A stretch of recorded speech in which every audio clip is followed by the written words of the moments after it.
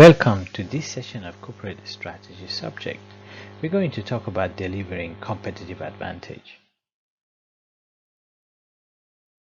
So earlier we introduced you the Porter generic strategy, and Porter back in early days in 1980 stated that competitive advantage arises from the firm's value creating proposition by managing the strategy for competition, and this is where he introduced the generic strategy as well as the Porter's five forces.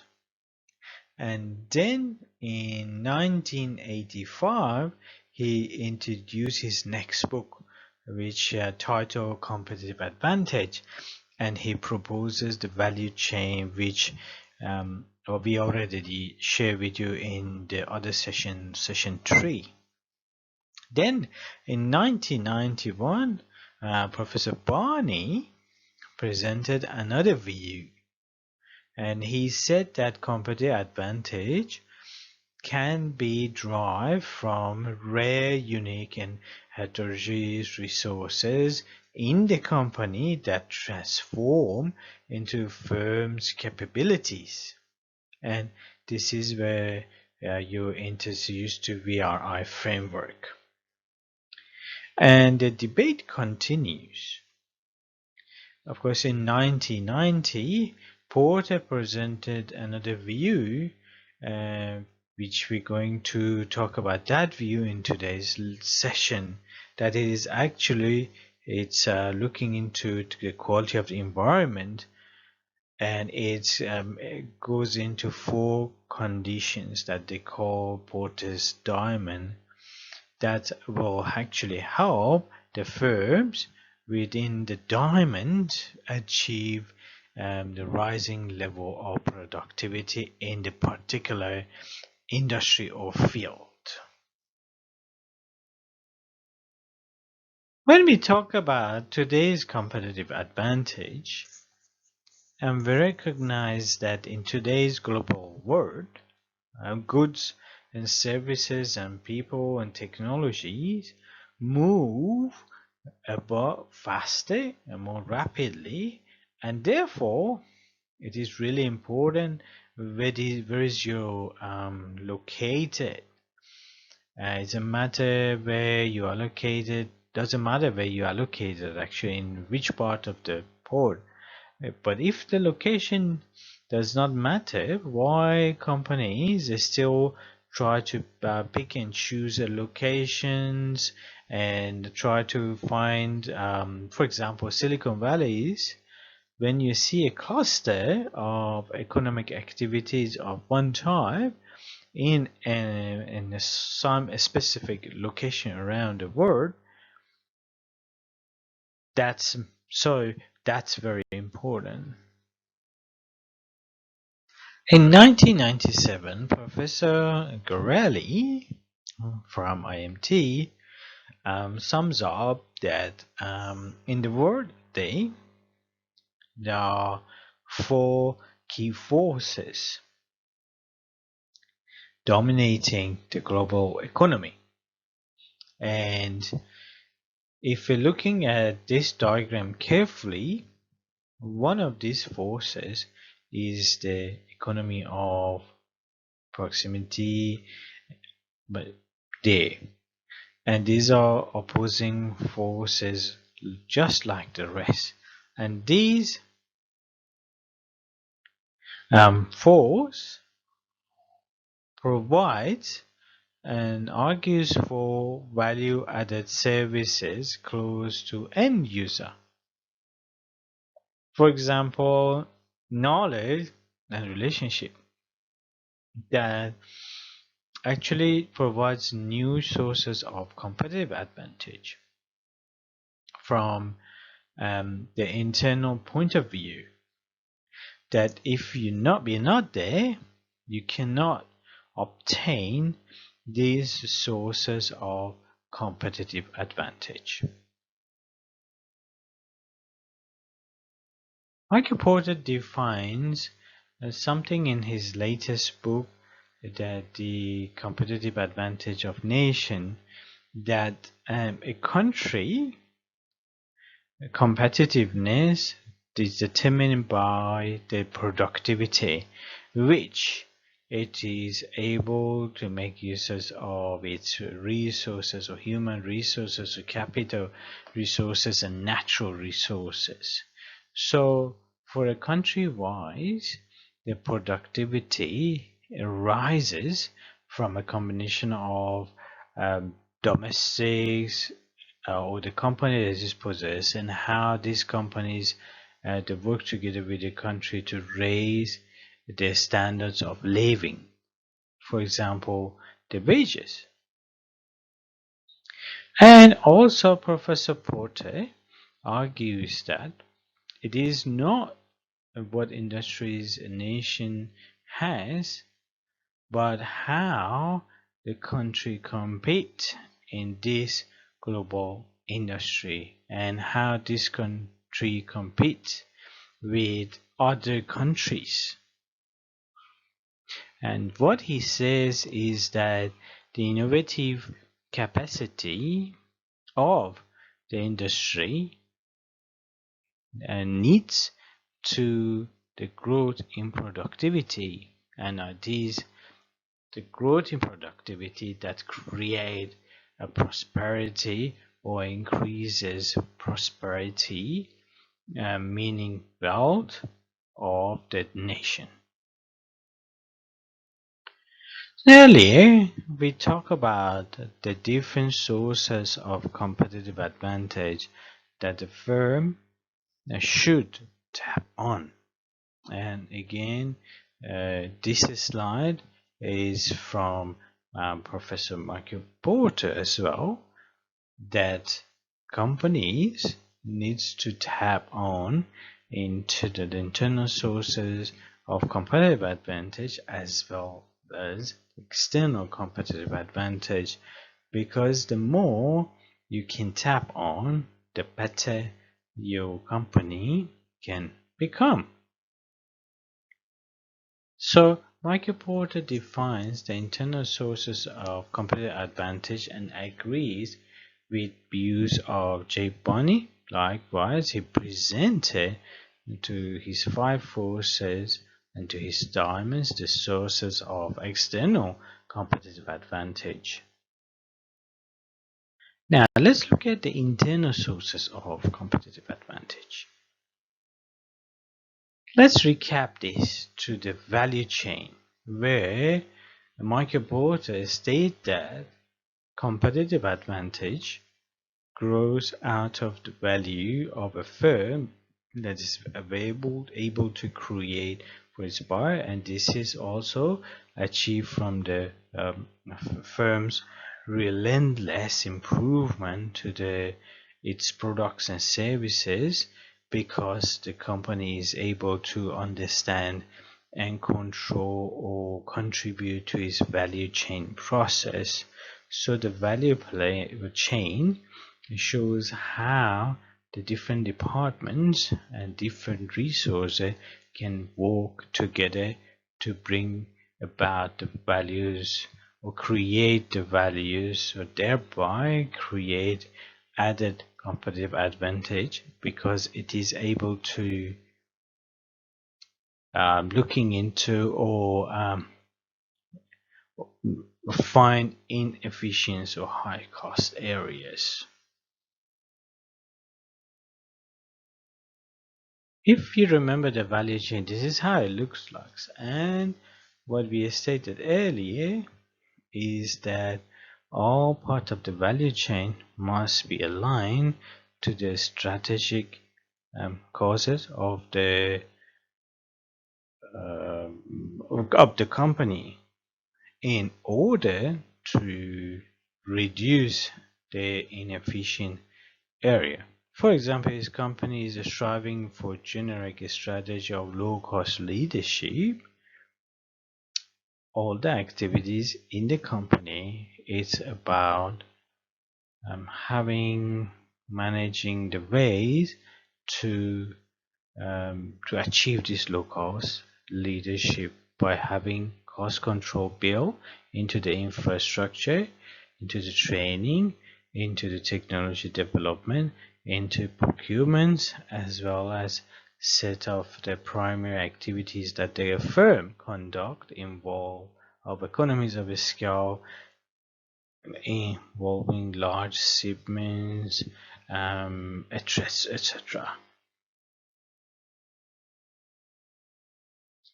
Likewise, if the company is aiming for differentiation strategy, the activities of the value chain needs to coordinate and promote this differentiation strategy, and then all the activities are aligned, then the companies as a whole will be able to generate a greater value surplus.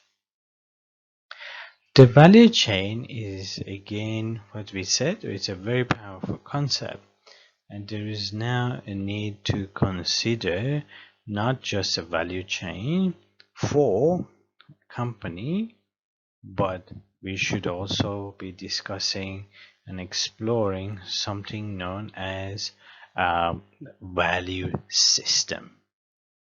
So this value system, unlike the value chain, and because of the value chain, look at the value surplus and value creation of the company. In the case of a value system, we're looking at how a company controls its value chain, because in today's globalized context, the value creation does not reside under one roof. Some of the activities might be outsourced. Companies might set up different subsidiaries around the world for various pockets of activities. For example, R&D, research and development. Research and development might be in Silicon Valley. Operations, production may be in Mexico or another country. Logistics may be based reside in another country. So companies are finding they're locating activity in different countries in order to tap into the diamonds that we discuss of different location. And later on we will talk more about the Porter's diamonds later on.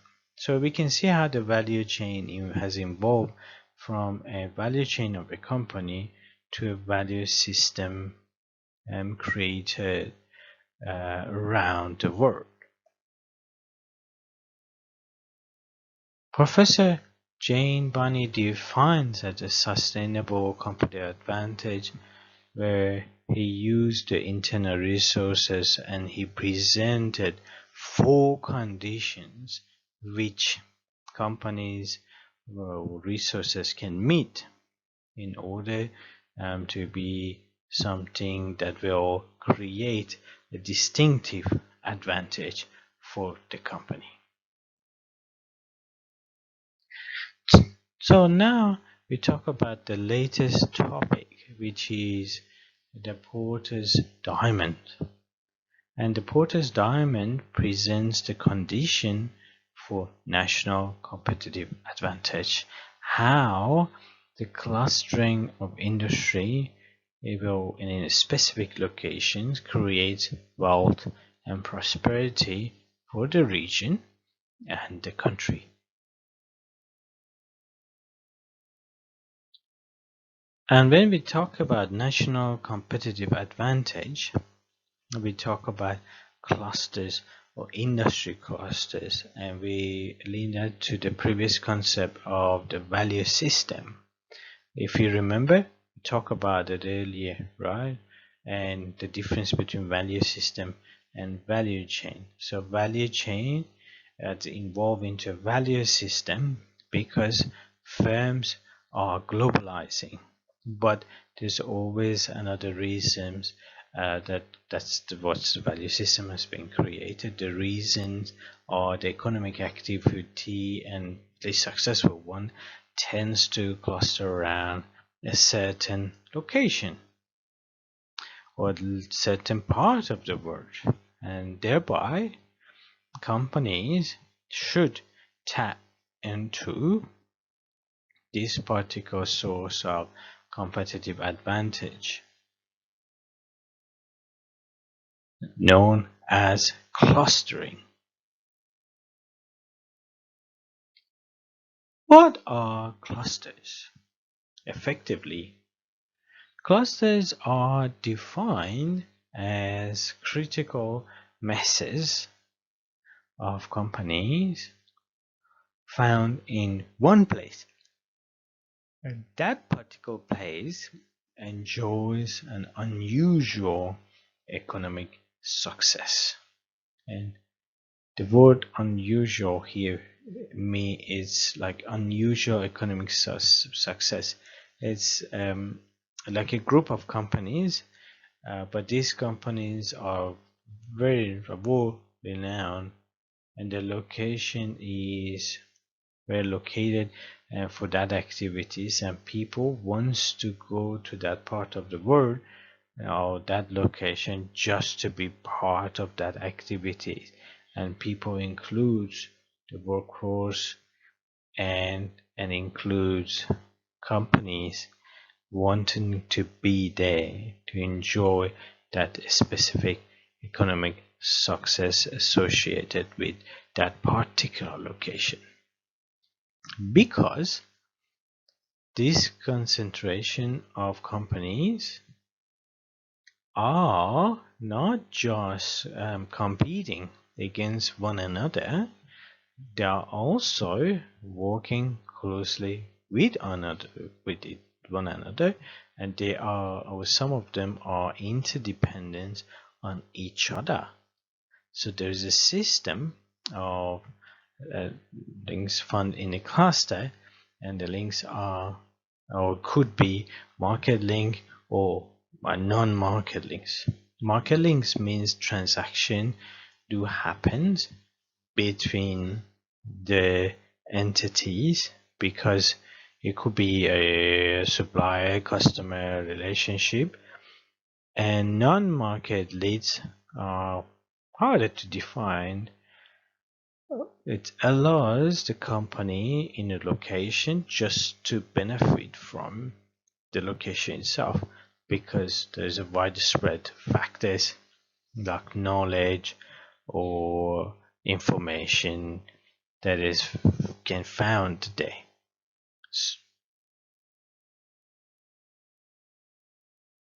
And of course, clustering has certain characteristics.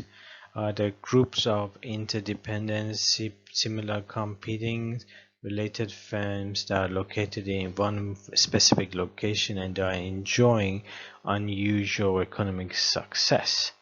And this is because the clusters are able to produce somewhat a synergy together because of the geographical proximities and independence.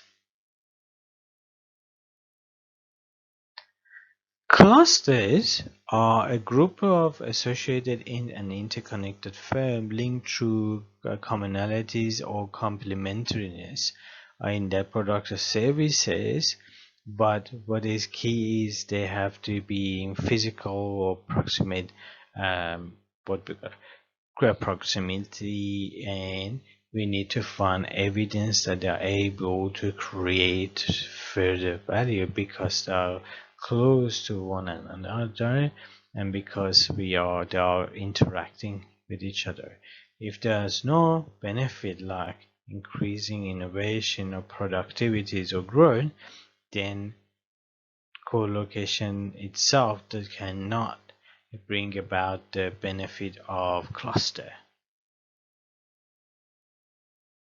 Let's take a look at the first benefit. So the first benefit of clustering is what we know as agglomerations externalities, and it is noticed that clusters be close to one another, enjoy certain externalities or external economies. Externalities means that external economies, we learn about internal economy, and we talk about economies as scope and economies as scale, referring to economies. But being a cluster allows internal into external economies to happen. So external economies can happen in these three forms: localization, externalities, and localizations, externalities refer to external economies of a scale. Rather than enjoying internal economies of a scale alone, groups of firms in a cluster can enjoy external economies of scale. The next one is urbanization or externalities, creating an external economies of scope. So we know what is the economies of scope. Instead of internal economies of scope resides in the company, a group of firms in a cluster can enjoy external economies of scope. And the last one is pecuniary externality, and this arises from the transaction or physical transaction and financial transaction amongst the firms, because they know each other very well and they are very close to one another. They both physically and in terms of relationship, there can be a reduced transaction cost between group of firms. So this is known as economics of complexity. So there are three kind of externalities. So we have looking into external economies of scale, then scope, and also economies of complexity. Of course, there are other forms. For example, Marshall Error-Romer, that is defined by the economies. And this all about the externalities resulting in firm to be able to grow more efficiently as a result of a clustering. Other forms of externalities are spillovers, and in terms of knowledge, because say for example in London Financial Centre, co-workers belonging to different banks or friends, after hard day's work, they meet outside for a coffee. They see each other sometime during lunchtime. So basically, through the informal interaction between workers, knowledge is spreading and spill over from one company to another company. There are cost and benefit of this kind of clustering, and over in this table it is some of those costs and benefits, and the benefits arises from demand side as well as supply side. And also cost wise, it's like a congestion and competition result in increasing costs in both input market, which we refer to property and labor, as well as the output market. Now, one key phenomenon from clustering is linkages, and it was Porter actually suggested that a cluster boundaries should be defined by linkages between the companies and not by physical distance alone. So companies do interact with one and each other, and as a result of this interaction, there are externalities created.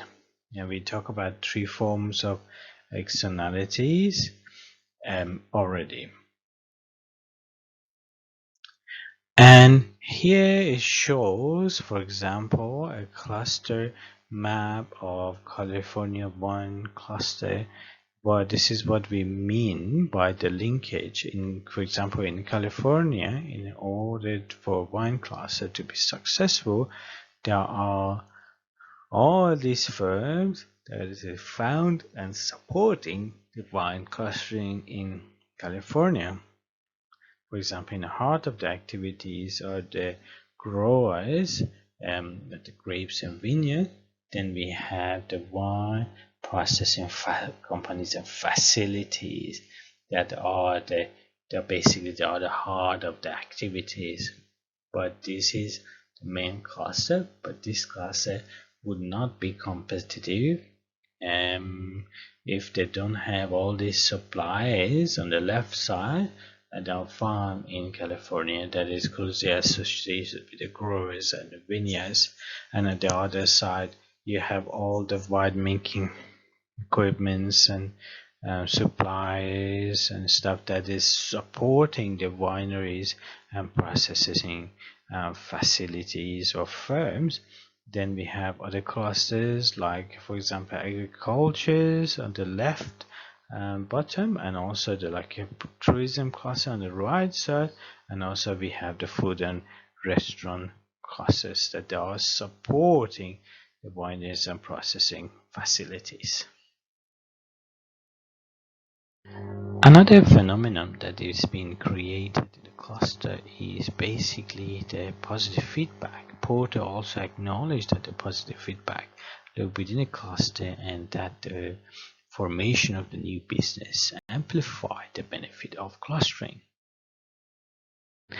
The positive feedback is seen to be playing a central role in the dynamics of the clusters, right? So for example, in this graph or figure, we have the cluster which is in the heart of this box, and in the clusters measures by something known as size or the strain of the cluster, and the strain of the cluster depends on few factors. For example, number of employees, workers working in the cluster.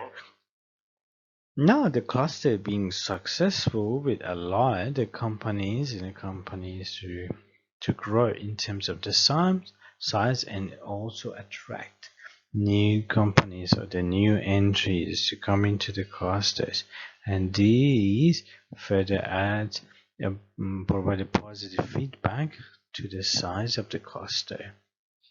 Likewise, in the technology related industry, the growth in the companies and the growth of the new entrants will also provide an increased technological science base in the clusters, which then allows further support of the growth of the companies.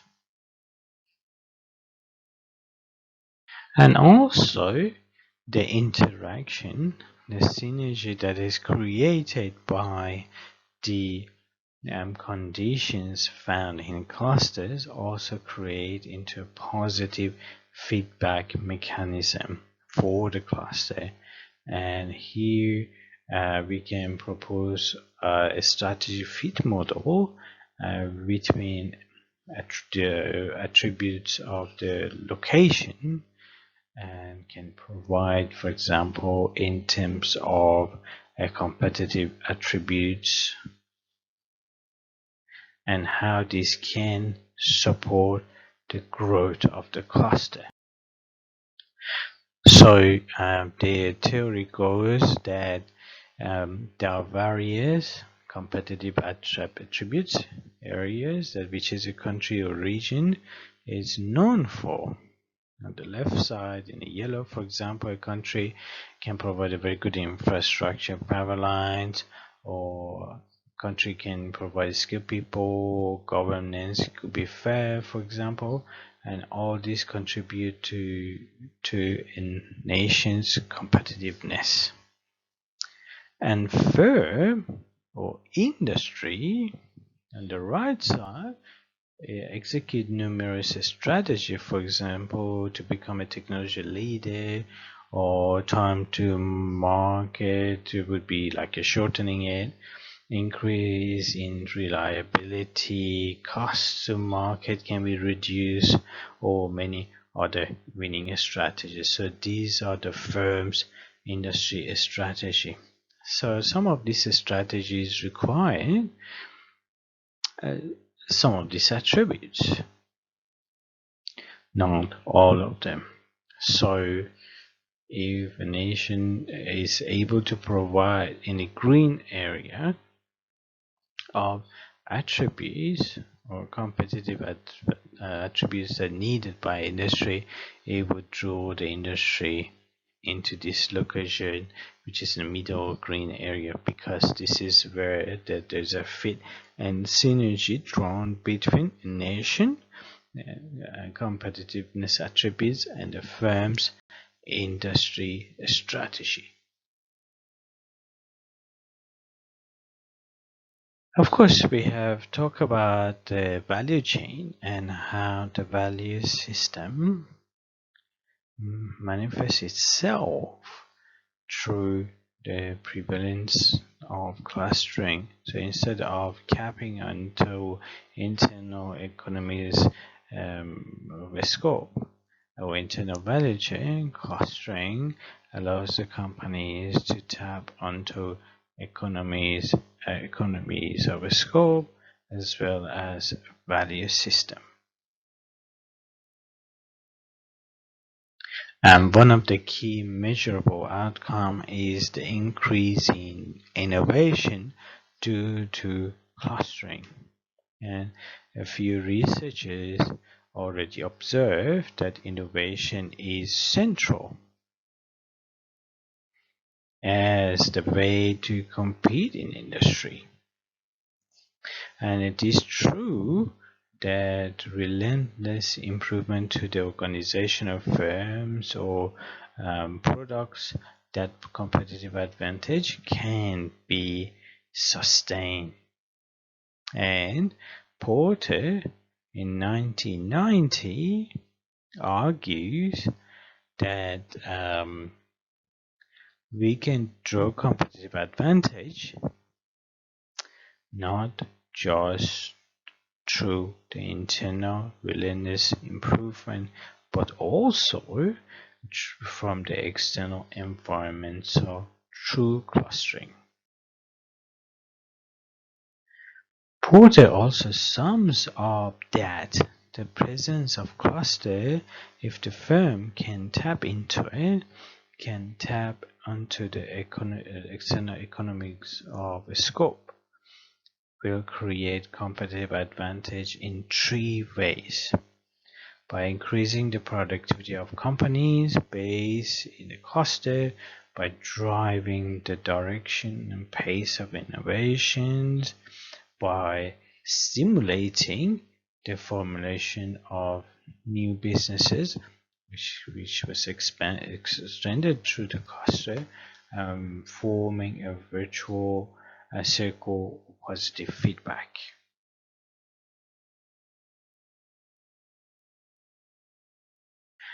This diagram broadly summarizes what we just talked about that in the last couple of slides. That is, industry clusters are signified by a few things. Firstly, clusters is defined by its linkages amongst themselves as well as with the external organization.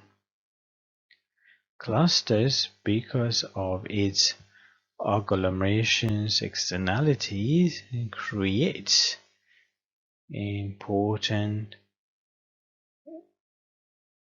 input that allows the company to have heightened innovation productivity and allows increase in the ability of growth and attracts further new firms into the new clusters through the value system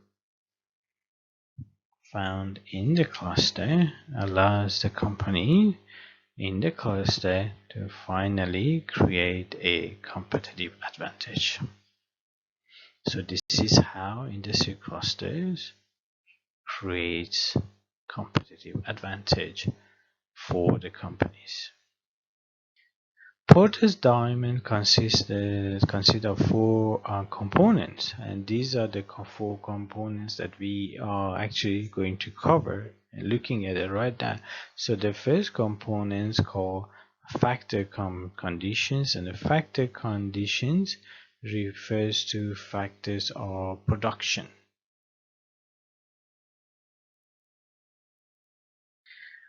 The factor of production is a traditional concept and is referred to raw materials, labors that are needed to produce the goods and service. So the factor conditions are or have been advanced by Porter, and what he says that other than traditional factors of production, factors conditions refer to a few things. The first things what he called is endowed conditions, which is a gift of like a code is given to the specific location. For example, we can grow bananas in Western Hemisphere because it doesn't have the right weather condition, whereas in the tropics it's very easy to grow bananas. So these are like a God-given condition. Either you have it or you don't have it. The other one is a basic factor condition, which very common things that is found around the world. For example, labor, electricity as a utility. These are very basic factor condition. Yes, you still need it, but it's still very common. And then we have the advanced factor condition, and advanced factor conditions are possibly man-made. They are advanced because they are rare and takes time to create and build this advanced factor condition. For example, financially skilled workforce, that can be an advanced factor condition. The other condition is a demand condition. As from the name implies, the conditions for demands, and demands can be divided into a few important attributes. The first demand is the local demands or regional demands, basically signified by population around the area, or it could be a national demand. So the national demand can be a local demand. The next one is the not just size of the local demand, whether the demand is growing, or we call it growth of demand, or there's a sign of growth in demand or market share, or growth in market size. So not just a size by itself. So if there is a growth, so much the better. The third condition is more even complicated. It is not just the demand size, but also the sophistication of the demand. So what Michael Porter said is the demand conditions are great, but if your customers are demanding and your customers sophisticated, it can be spur the industry to perform better, because the customers are consistently asking for more and better quality and more of specifications, basically more and more and more.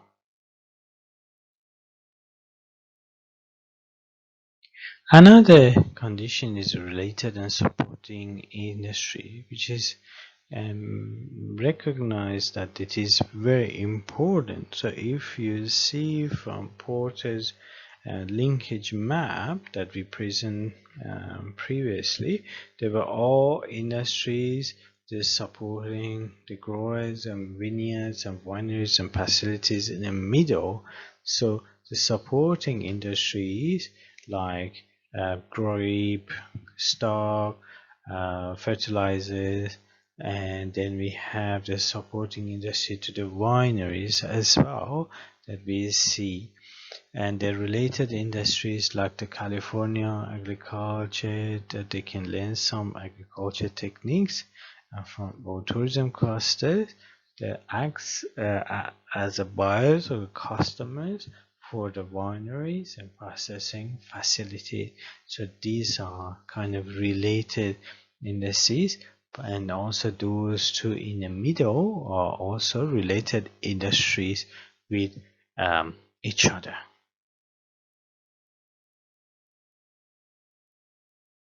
The last factor of Porter's diamond is the firm structure, value, and strategy.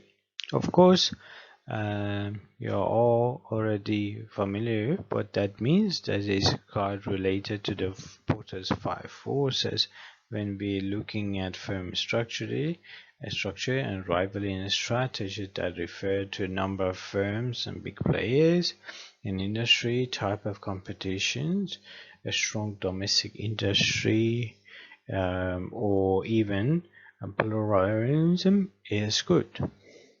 Pluralism means you have both domestic and international firms supporting each other, and it is such diversities that spur the firm to continuously improve and innovate and learn the best practices.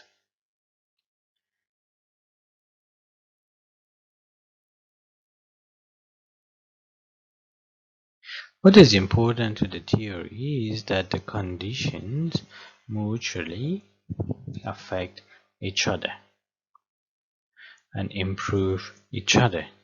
So for example, if we're looking at how the demand condition interact with the firm's strategy structure in the industry, the demand or the demand sophistication, for example, can spur industry into work better. Between the factor, conditions, and the industry, for example, is that the industry can help to improve the infrastructure. For example, for the factor conditions, we're looking into improving the seaport as a factor to logistics and transportations.